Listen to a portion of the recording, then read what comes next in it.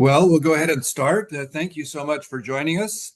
I know that it's early in some places, late in others, and we appreciate your time. I'm really delighted today we have another visit from my dear friend Thuy Phung, professor of pathology at the University of Texas, San Antonio, and just a marvelous person.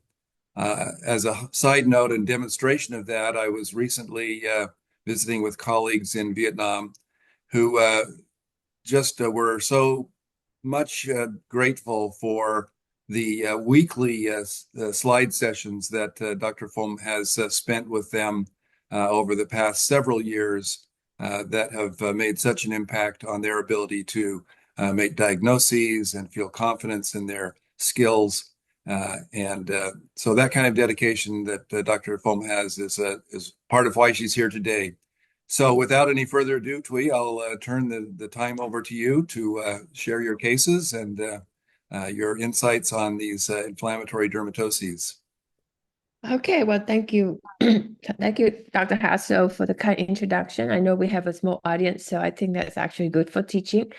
Um, I'm going to go through some digital images of inflammatory dermatoses, which is a very, very big and challenging area in pathology and in dermatopathology.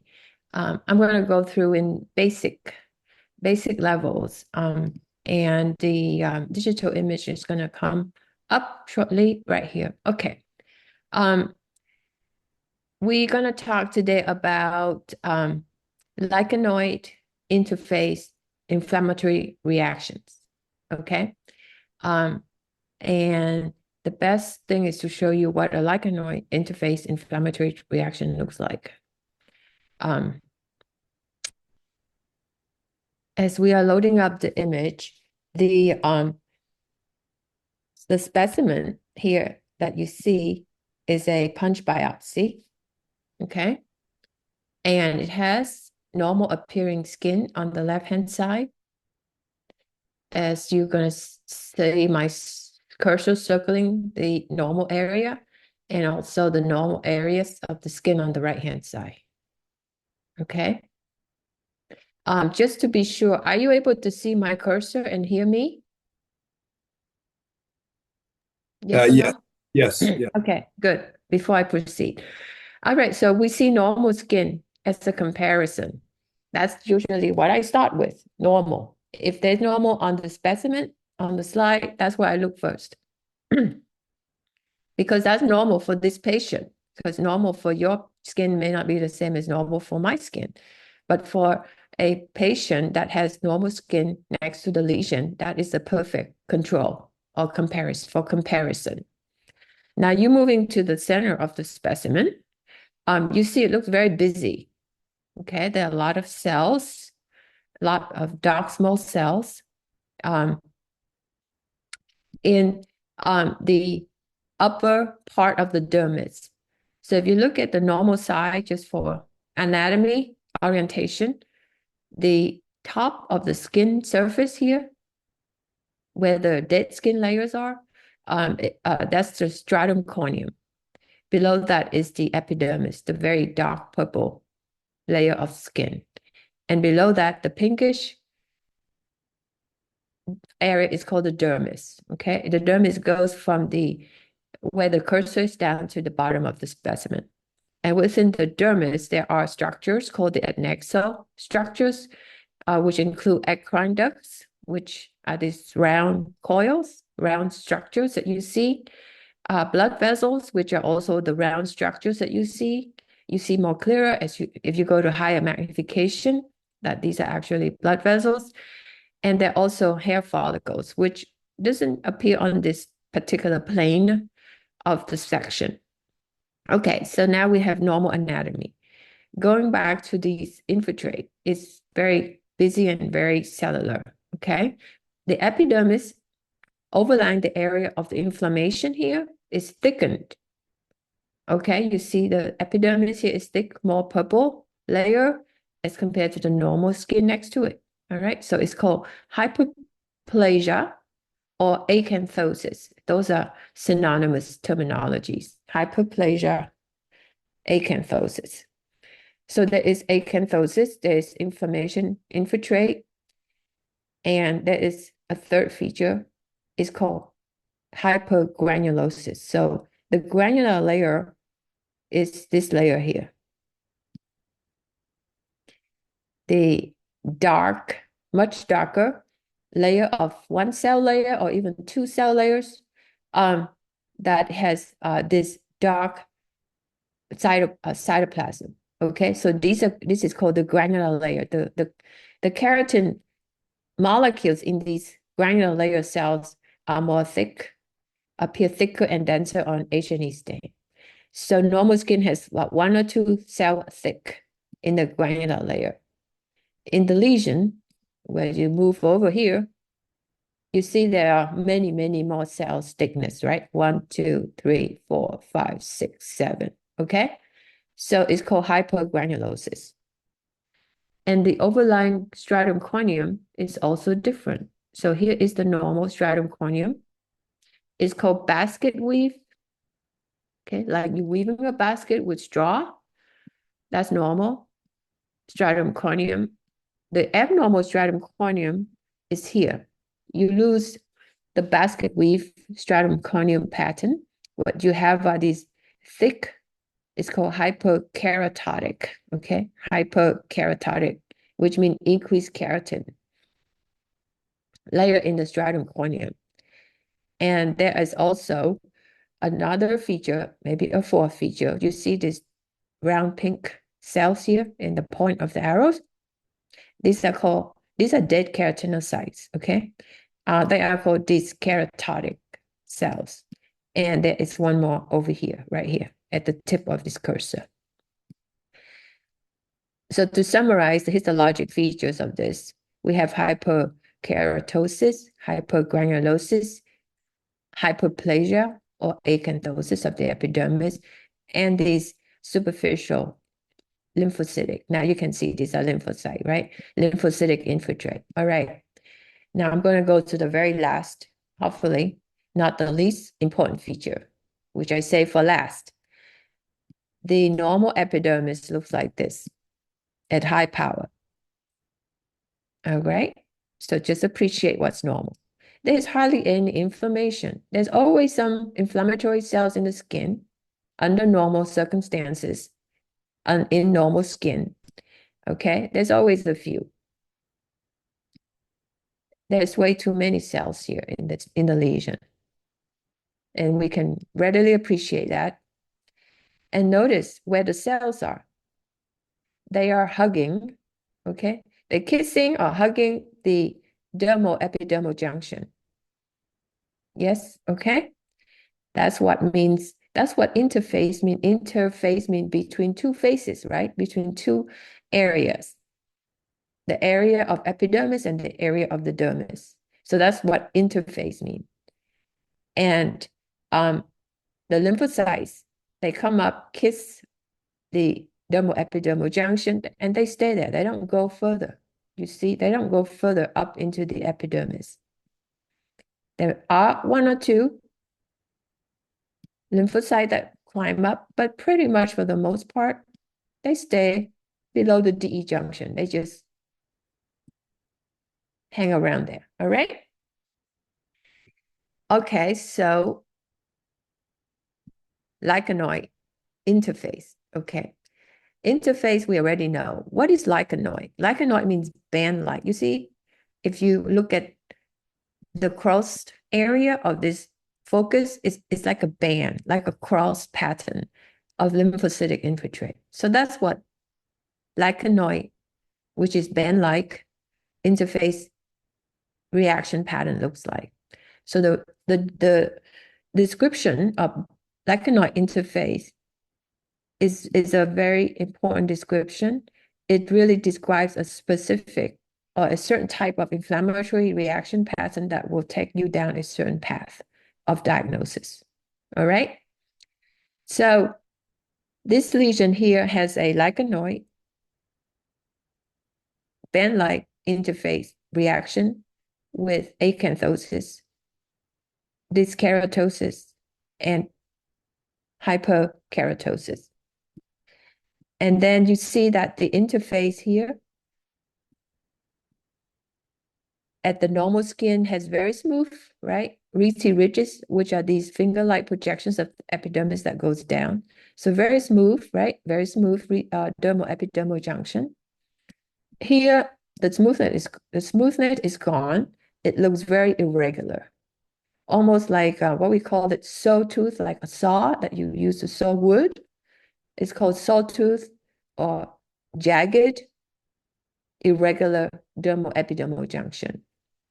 Okay, so what I just described in many, many words, but all the features that you should memorize for a lesion called lichen planus. Okay, so this is lichen planus, or LP, is very common.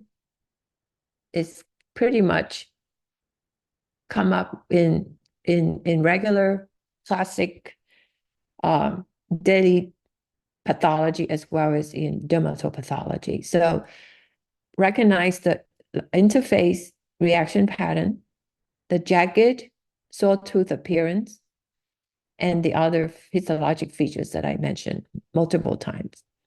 So this is a classic lichen planus. Now, lichen planus is a combination of histologic and clinical findings. Okay, it's not just histologic. The reason why I'm saying that is clinically lichen planus are multiple lesions. They are multiple papules and plaques, and they have this characteristic we call flat top, not dome-shaped, flat top papules, and they're multiple. If you have that clinical presentation and the clinician just write diagnosis LP, and you see this, then you can say lichen planus as the final diagnosis. However, if it's only a single lesion, and the clinician may think, oh, this could be actinic keratosis, it could be a squamous cell carcinoma, it could be a basal cell carcinoma because it's a single lesion. Then you called it lichen planus-like keratosis or LPLK, which is different than lichen planus. All right, so the clinical correlation is very important for the same histologic picture. So multiple lesion that looks like this is lichen planus. If a solitary lesion, then it's LPLK, lichen planus-like keratosis.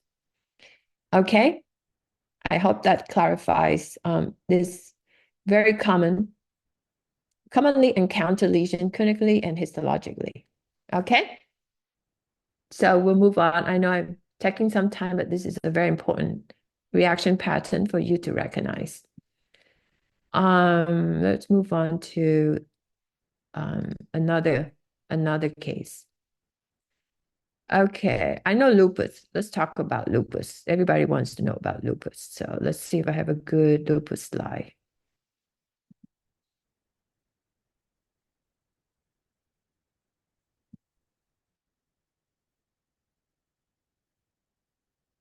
Okay, so let's look at discoid lupus.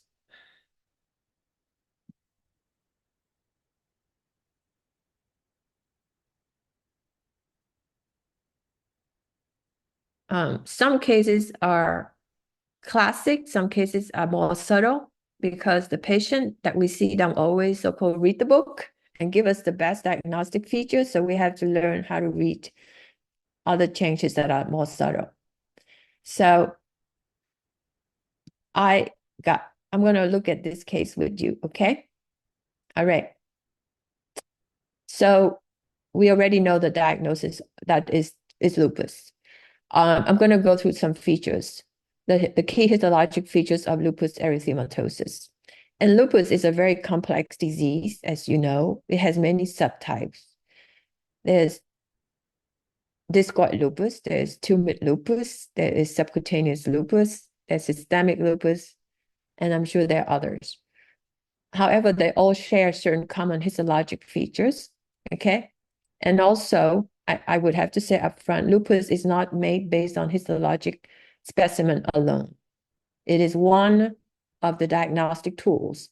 It has to have clinical and serological lupus band test, which is the eye immunofluorescent stain, as well as H&E. So we have literally four areas to put together to make a diagnosis of lupus. And some patients live with this condition for a long time before they even get diagnosed, because we don't always have the clinical, the serology, the ANA and all that good stuff, and the IF and the H&E. Okay. This is a case of interface inflammatory reaction. Okay, so this is what we are talking about. The interface sometimes can be subtle, not so blatant, not so obvious like in planus. Okay, so to recognize something subtle takes some skills and sharp eyes. Otherwise, everybody would become expert dermatopathologists, right? So with this area here, all right, let me just remind ourselves to scoot over to the normal skin, okay? So you can appreciate the normal skin. Just take a second. Okay, now let's scoot over to the not so normal skin area. Okay, this is the area. And I would have to say again, this is what's challenging about dermatopathology. Some of the features are subtle, but this looks abnormal, okay, compared to the normal area on the other side. And you see there is more inflammatory lymphocytic infiltrate here, and it is pretty much in the upper superficial dermis, okay? And then you have inflammation, pretty brisk inflammation around the blood vessels, which are these structures on this side. And you have a hair follicle here that's partially represented. But I'm going to scoot down and I'll show you the rest of the hair follicle. There is follicular inflammation, okay? If you cut the next section or two, you'll see the rest of the follicle. And here's the erector pili muscle here. The smooth muscle that's give you goosebumps. All right, so there is perifollicular, infiltrate, perivascular, and there's also, I think, eccrine. But let me see if there's any eccrine here.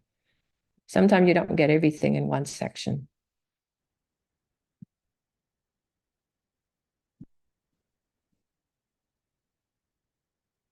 Not quite, not quite. The eccrine is not involved. Okay.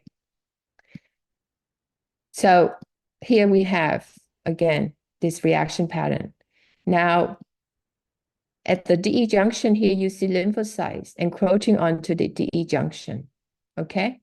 They are there. They are not as brisk and robust as in lichen planus, but lichen planus is not lupus. They're different diseases.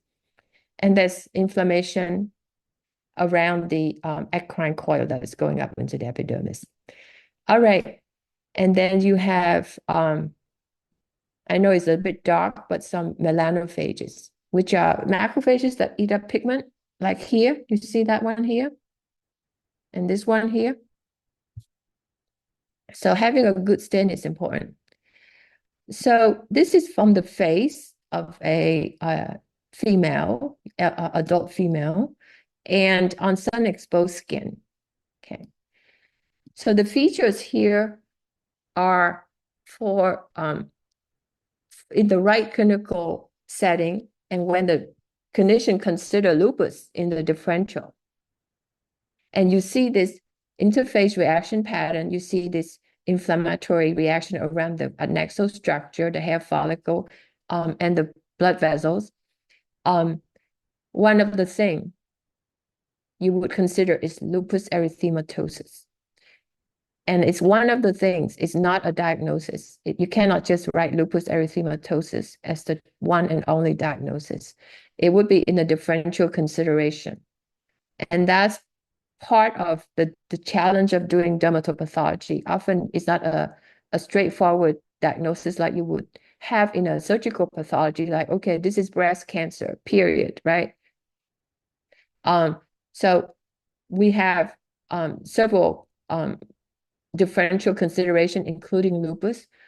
Other differential consideration, it could be depending on the clinical setting. Some viral exanthem can mimic this pattern. If there are some eosinophils, which I don't see, but I haven't searched far, one would also consider some kind of a hypersensitivity reaction, all right? So that's the point is not for you, not to train you to diagnose lupus in 1 hour, but to train you to help you think broadly as a general practicing pathologist that, okay, if I see this pattern, what should I think about? Right? Not be stuck and be kind of scared and like, oh, I have no idea what this is. It just looks like inflammation, non-specific inflammation. We hope that you can go beyond non-specific inflammation to, oh, I think it could be these 3 possibilities. So that's what I hope we can achieve. Let me see if I can find some other lupus that may be less subtle. Let's see. I don't always get to see the slide very well. Let's try this baby.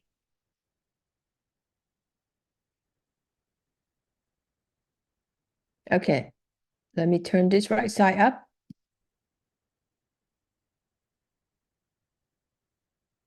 Okay. This one is another case of lupus. It looks somewhat different than the other lupus case I just showed you, okay? So every patient is different, every phase is different, but lupus is so common and it will be on almost every differential diagnosis when you have an inflammatory dermatosis. This case here has the following features that are characteristic of lupus, okay? Number 1, interface dermatitis or interface inflammatory reaction, okay? If you have interface inflammatory reaction, in the book chapter that says interface, you will see lupus in it. It will not be in the chapter that says spongiatic dermatitis. It will not be in the chapter that says bullous immunodisorder. It will only be in the chapter of interface dermatitis. That's why recognizing the reaction pattern of interface will get you to the right chapter of a thick dermatopathology book. Interface here, okay? At the dermal-epidermal junction. And you see lymphocytes. These are small little cells that are kissing or hugging the dermal-epidermal junction as I scoot along, okay? And it causes what's so-called vacuolar changes. So the vacuolar changes are vacuoles, holes, right here.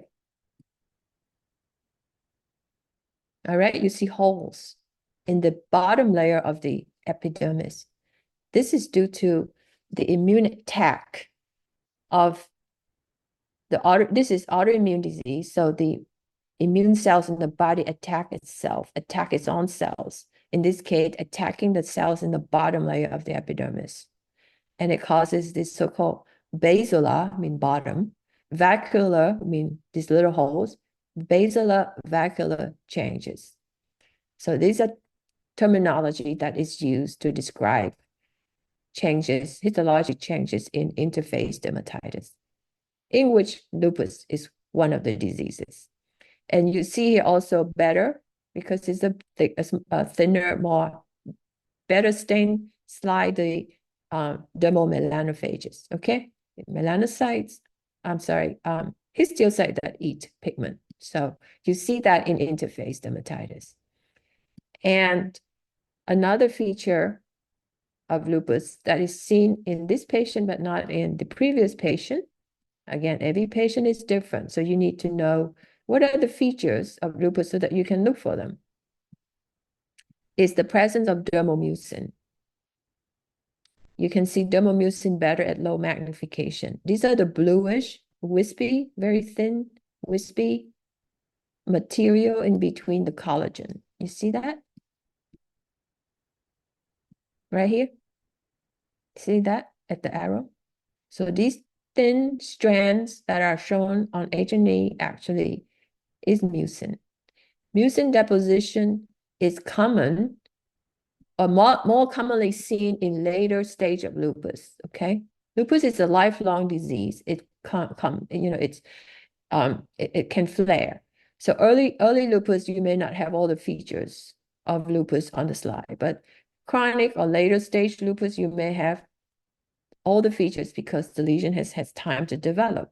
So this is a later stage lupus, and you see more mucin deposition here, okay, in this specimen than in the previous case, which is actually early stage lupus. And another feature of later stage lupus is thickening of the basement membrane. And you can appreciate, let's go to the normal skin, and you can appreciate what thick basement membrane looks like. This one, we don't have normal skin, unfortunately, so I can't show you. But you can see here in this area, at the arrow at the bottom of the epidermis, you can see a thick, almost ropey looking line going across here. That's thickened basement membrane. You can see that at low magnification. Okay, so in chronic or well-developed lupus lesion, you can see more features, including dermomucin and thickened basement membrane.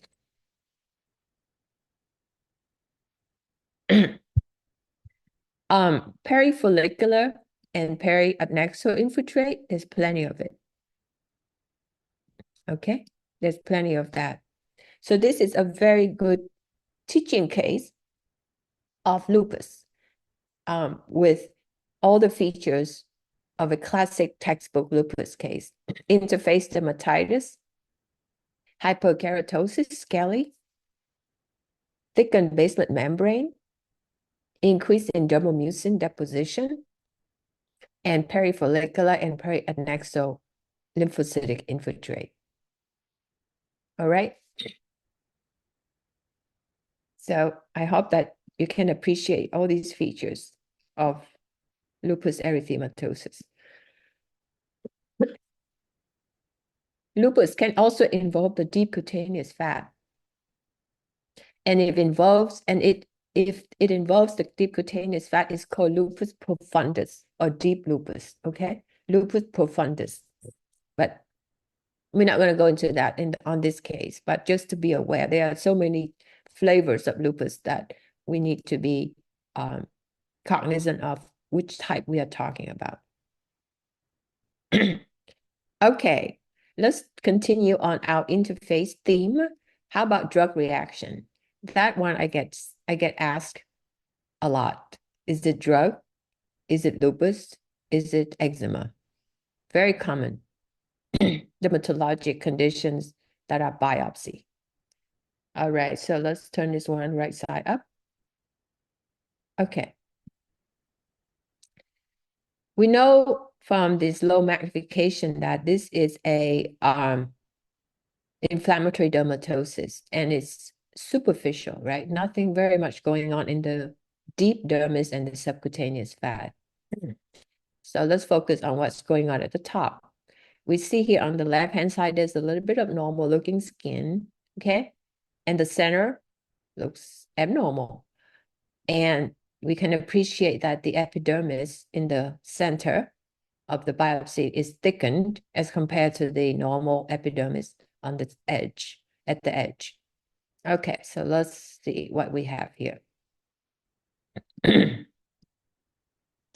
Okay. I hope you can appreciate the interface feature by this time. Interface. There are lymphocytes kissing the epidermal junction. There are some that are climbing up into the dermis, okay?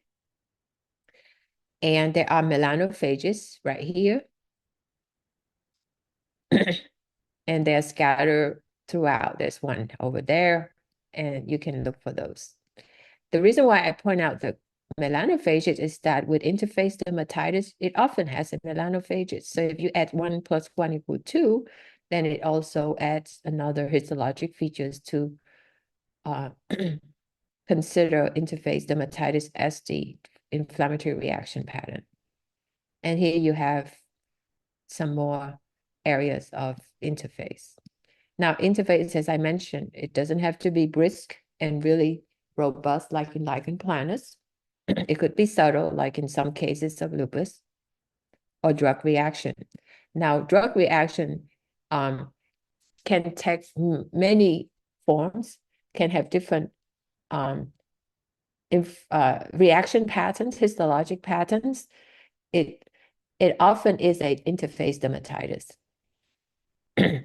And if you see eosinophils, that would also help diagnose a hypersensitivity or allergic reaction, such as to a drug or a local allergen that's in contact with the skin. Um, I don't see eosinophils here. So, and the eosinophil have to be outside the blood vessels, okay? Not in the lumen. That in the lumen doesn't count. It should be in the interstitial dermis. Okay. This is actually a challenging case. We see this keratotic cell. Can you see that right here? This one here, and then this one over here. Okay. So when you see these keratotic cells, you see lymphocyte hugging, kissing the epidermis, and you see dermomelanophages. Those are three histologic features that add up 1 + 1 + 1 to features of interface dermatitis. Okay. And that's what, as I mentioned, if you know that is the inflammatory reaction pattern is interface, and you go to the book, interface dermatitis, in the book chapter, and you can narrow down to the differential. So to me, this reaction pattern can look like drug. If you see eosinophils, then it's a good sign that it's actually some kind of reaction to a sensitizing agent, a hypersensitivity reaction. But if you don't see eosinophil, it does not exclude drug, okay? The absence of something doesn't mean the absence of disease. All right, so this was called drug. Okay, now the key is to recognize interface reaction pattern for this lecture. Okay, how much time do I have? I have another 20 minutes, maybe 10. All Yeah, right. yeah, 20 to 30 minutes. Yeah. Okay.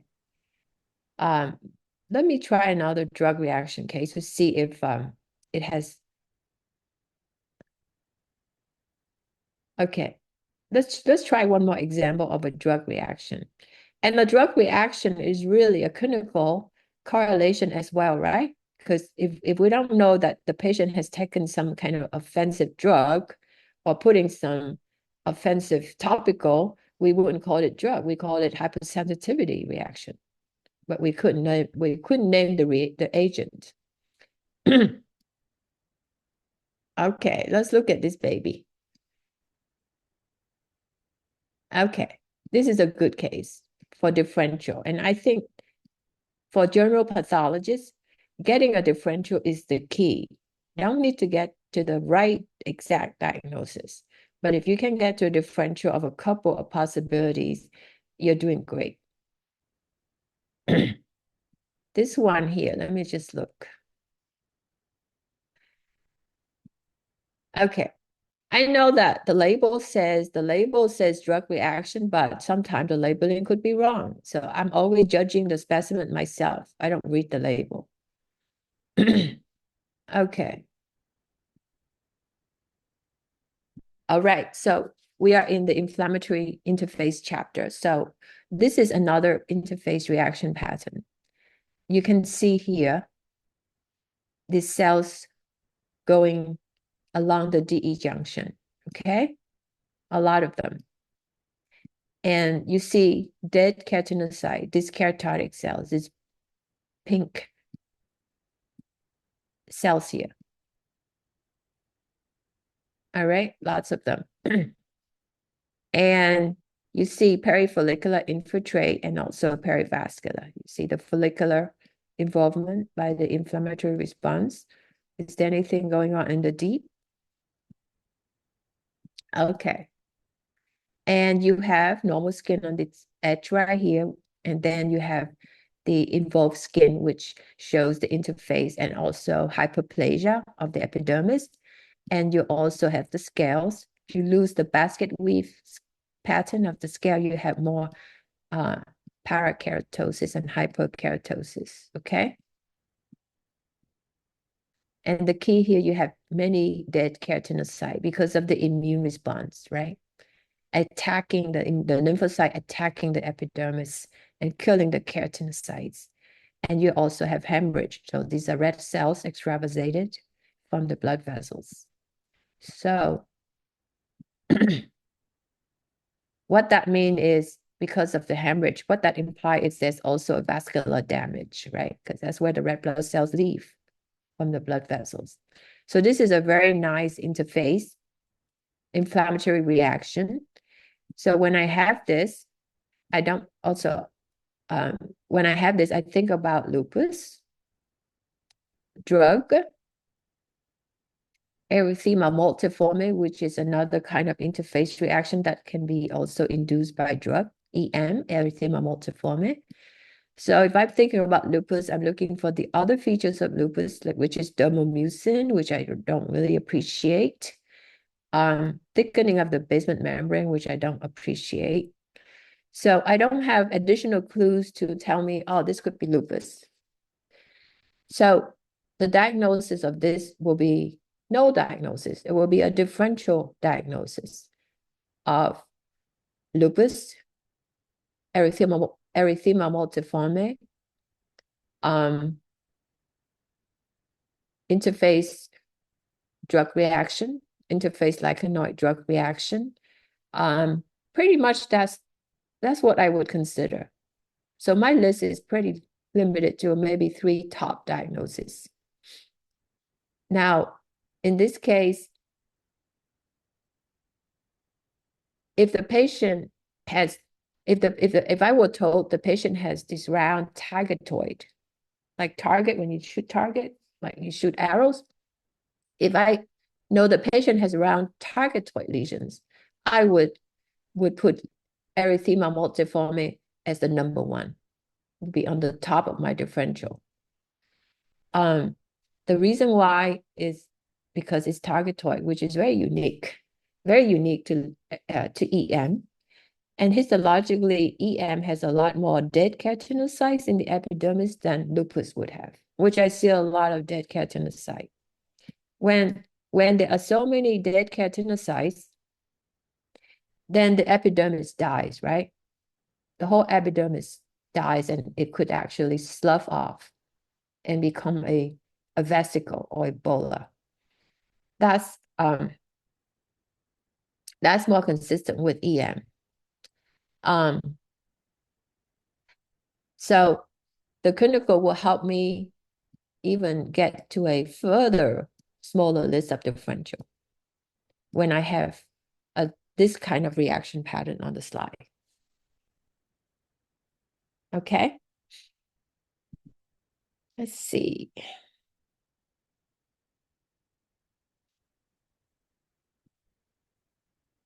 Let's see what else do I have on this. Oh, let's visit another case of lichen planus. Let's see if it's similar to the one we had seen. And maybe we'll test your knowledge now. We'll talk about some really big common players in dermatitis. Okay, so let's revisit this baby. Now that you've seen lupus, you've seen drug reaction and lichen planus. Hopefully now you can appreciate the difference between those 3, even though they are both in the same chapter of interface dermatitis. You have a bit of normal skin on the edge here, right? So you can tell the normal thickness of skin in this patient. And then you see in the center of the specimen here is twice the thickness of the epidermis. And what about the granular layer? Very thick, right? Here you can see again. double the thickness or even the triple the thickness of the granular layer. So it's called hypergranulosis. The stratum corneum is also very thick and compact, as in contrast to the basket weave stratum corneum on the edge here of normal skin, that bit of normal skin. And what else do you have that is characteristic of LP? This interface, inflammatory reaction, and the jagged, irregular sawtooth dermal epidermal junction. Okay. So if you have this pattern, immediately you recognize this is lichen planus. Very few or any, there's probably no other lesion that has this characteristic sawtooth appearance other than lichen planus or lichen planus like keratosis, if it is a single lesion. So hopefully you can learn how to recognize lichen planus after today. Okay, you've heard about lupus. You probably may have heard about dermatomyositis, okay, which is another autoimmune disease, also in the chapter of interface dermatitis. And dermatomyositis and lupus have overlapping clinical features. So let's look at dermatomyositis.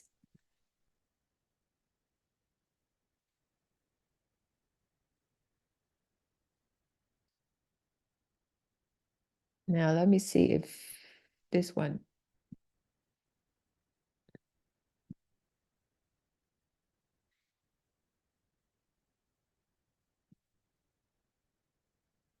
This one is subtle, but hey, that's reality, right?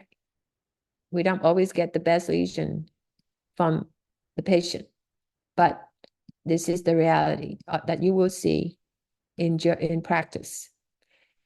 And the features of dermatomyositis, clinical features and histologic features overlap one another. And so both lupus and dermatomyositis have interface dermatitis reaction pattern, which you see over here. So here's normal skin, always go if you could. And here is the lesion. Here's normal skin on the other side, okay. The lesion has interface, okay? I hope that we can appreciate the inflammatory reaction along the DE junction by this time. There are some lymphocytes that go up into the epidermis, but for the most part, they stay at the DE junction and in the superficial dermis. And you've got the vascular infiltrate. I don't have a hair here, do I? I don't have hair here, so I don't see perifollicular because I don't have that hair. All right, so this is a very nice interface reaction pattern. That is pretty textbook. Now, in dermatomyositis, there tend to be more mucin deposition than in lupus. Again, lupus has mucin for sure. But if you have a lot more mucin and the clinical suspicion is dermatomyositis versus lupus, you probably would say cannot rule out dermatomyositis. And that's probably the most you can do on H&E. You've got mucin here, this wispy material that separates the dermal collagen, interface dermatitis, and pretty much not involving the eccrine ducts or the adnexa. So if you have the clinical history, the clinical on top of it, if then you can say favor dermatomyositis, but to be safe, you can always suggest in the differential of dermatomyositis and lupus, because honestly, they have really overlapping features histologically. So it is a lot of it depends on blood work or serology as well. And what else can you do? Direct immunofluorescence stains, right? So in lupus, you would have a positive lupus band test, which is immunoglobulin IgG and C3 deposition along the dermal epidermal junction. So that would also be another important study with immunofluorescence in a lupus workup.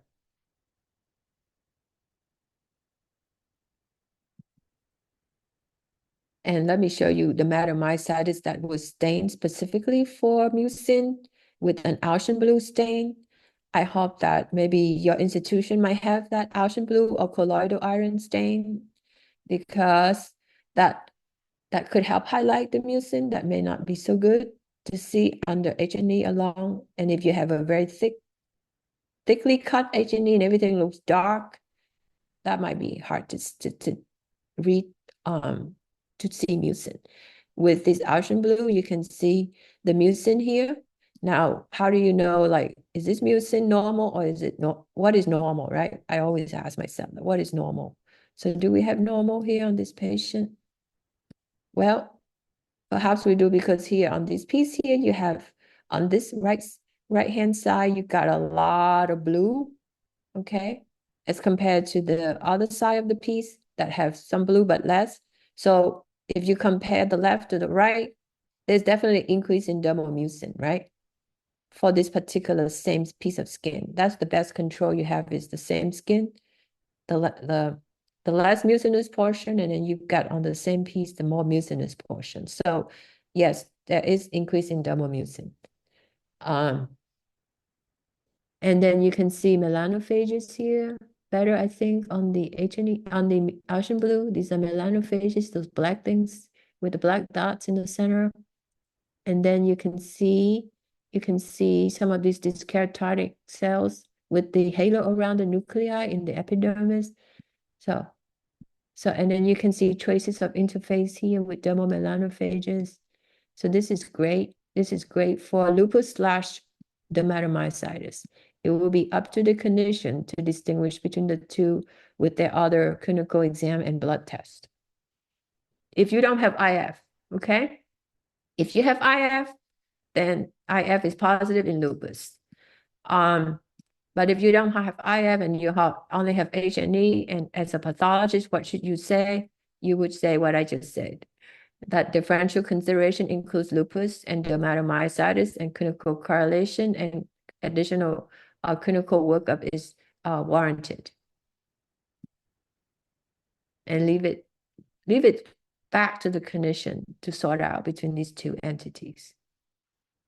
And they are very common, at least in the Western countries.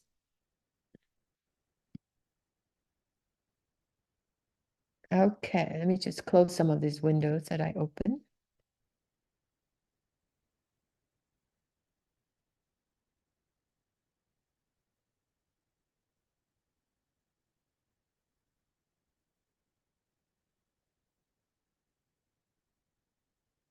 Do you have from the audience, do you have anything else anything you want to specifically see again or review or something new?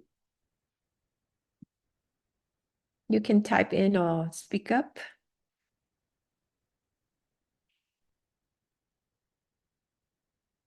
Let me look here.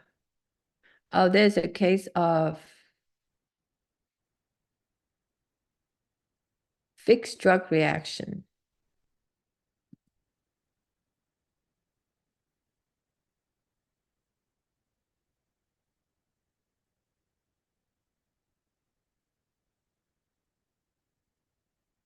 Yeah. Okay. So here we have, this would be our last case. Here we have a punch biopsy, and there's a lot of stuff going on in the dermis and below the epidermis, okay? And what you see here is a vesicular formation, which is due to the separation of the epidermis from the dermis, and the space is filled with fluid and proteinaceous material and some cells. Okay, so you have a vesicle. You have a vesicle, and here's the vesicle. Another piece of it forming here, and here you have, by the arrow, more vesicle, but it's less, it's more subtle. It's not as big as this one. Okay, so this one here has a lot of dead cells. That's why there is a separation of the dermal-epidermal junction, because the keratinocytes in the bottom, in the basal layer, are dead, and there is destruction of that layer of cells. And the dead cells, you can see their bodies are here. That's what the pinkish stuff is, plus lymphocytes and all that. And you also see evidence of dead keratinocyte up here. These are dyskeratotic keratinocyte right in the epidermis, in the stratum spongiosum layer. All right, so we know that there is something attacking the skin at the dermal-epidermal junction, causing tremendous cell death, forming a vesicle, and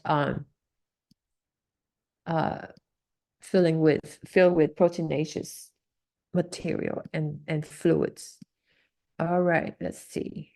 There's another piece which shows more of a complete vesicle, okay? And the vesicle here splits right at the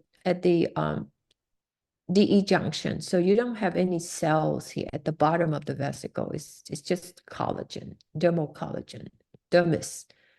Okay, and it has a lot of infiltrate in the vesicle, and the kind of cells are, let me see, lymphocyte, macrophages. I'm looking for eosinophils. So if you see eosinophil, let me know. I see a couple here. I see some here. Actually, the more you look, the more you see. So they are here. Okay. So the patient is probably quite sick and has bulla, probably many, multiple on the body. And this looks like fresh bulla, because the epidermis is still intact on the top. It hasn't sloughed off yet. Okay, and let's look for some more eels. Let's see one or two. I see another one here. So they are here. I think we just need to look for them and pay attention. Okay. So if I see this and it says the differential is big, it could be autoimmune bolus, like bolus pemphigoid. It could be a bolus drug. It could be a bolus lupus erythematosus. So I'm just throwing around some of the names that are in the interface dermatitis chapter that form vesicle. And a bolus erythema multiforme. So all these reaction patterns that cause cell death can be drug, lupus, and in this case, because there is actually Ebola or a vesicle, and is what we call suprabasilar. Okay, that means there is no dermal cells in the bottom of the vesicle. Then you would consider some kind of autoimmune bolus disorder as well, right? So that's kind of what I'm thinking. This one says that is a bolus drug reaction, which is in the differential. So the only way to know that is bolus drug is to ask the clinician what the history, what the clinical is. If this thing appears a few days after taking a drug, then that's kind of easy to match. But if it's a long-standing disorder and it's on sun-exposed skin, then you would think about bolus lupus. So we can only go so far and say so much on the H&E as a pathologist sitting at the microscope. And the rest would need to be worked out or discussed with the clinician. And that's how dermatopathology is practiced. We don't practice dermatopathology in a vacuum. I always go and talk to the clinician when I have an inflammatory case. So I think that's all I have to share with you today, and I appreciate your attention and being present on this open lecture. Thank you very much. Well, Thuy, thank you so much. This has been instructive for me, and I'm sure that our listeners and viewers will likewise find it a very helpful approach to, especially this nature of interface dermatitis and interface reactivity. Your comments remind me, though, of a colleague from the renal pathology field who came as a visiting professor not long ago, and he revealed his great secret in making a diagnosis at times. Which he learned as a medical student. And that was when he was confronted with a differential, a challenging differential to muse to the professor, well, it could be lupus. And so often that's true. You know, you look at things and you're a little bit puzzled, and you have to always include lupus in the differential. So I thank you for that very insightful and instructive discussion of these cases. One question: is access to these digital slides available? Or are these within your more protected collection? So these Ether AI web slides, there is a whole library. It's called the Kimura library, and anyone could have access to it if you become a member of the Asian Society of Dermatopathology, ASD. Ah, And I'm one of the founding members, and one of our major goals, and maybe the most important goal, is education and improve dermatopathology knowledge and training in Southeast Asia and the Pacific region. And we do have these for members. So I cannot share with non-members because it does cost money to maintain this web and to download the slides, and we have hundreds and hundreds of slides and many, many chapters, very well cataloged. I use it exclusively for teaching, even for myself, looking at, okay, what should lupus look like, just to remind myself. yeah.